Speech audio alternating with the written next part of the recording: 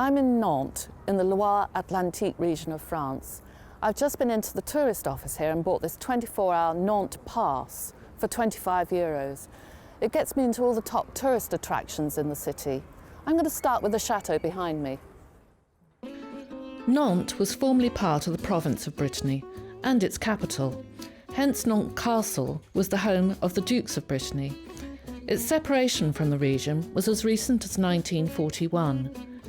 The present castle was constructed in the 15th century by Francis II, the last Duke of independent Brittany. It became a municipal museum in 1924. The museum tells a history of the city, taking in the colonial period, its role in the slave trade, and its occupation by the Germans in World War II. Shipbuilding and trade played a significant part. I like the castle's courtyard, enclosed by very Loire-like architecture, and there's a very good restaurant here, where I was able to use the Nantes Pass to get a drink. Just a short walk from the castle is the Cathedral of St. Peter and St. Paul, and you won't need your Nantes Pass for this one. It's free to go in.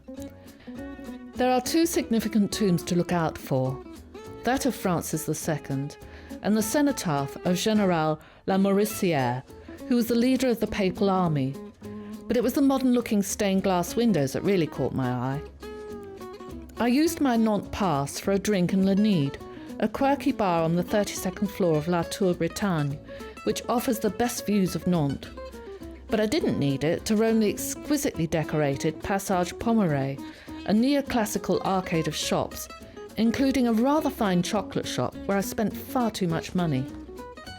If, like me, you love the excesses of Art Nouveau, make the 4-minute walk from Passage Pommerais to Place Grasselin and La Cigale, a brasserie whose ornamental tiled interior is a riotous celebration of the period. I loved it. Perhaps the most unusual feature of the city is the regeneration of the shipyards on the Ile de Nantes. Here you can immerse yourself in the invented world of Les Machines de l'Île and take a ride on the huge wooden elephant, which slowly makes its way from its glass hangar to a 3-story carousel, bellowing and emitting a spray of water from its trunk. The carousel is reminiscent of Jules Verne's 20,000 Leagues Under the Sea, with fantastic creatures and mini submarines. It's all very steampunk.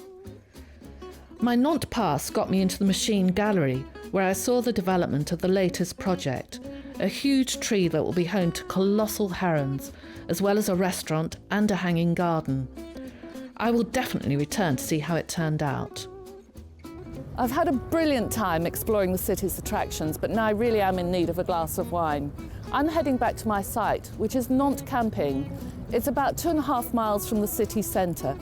Join me later and I'll show you around.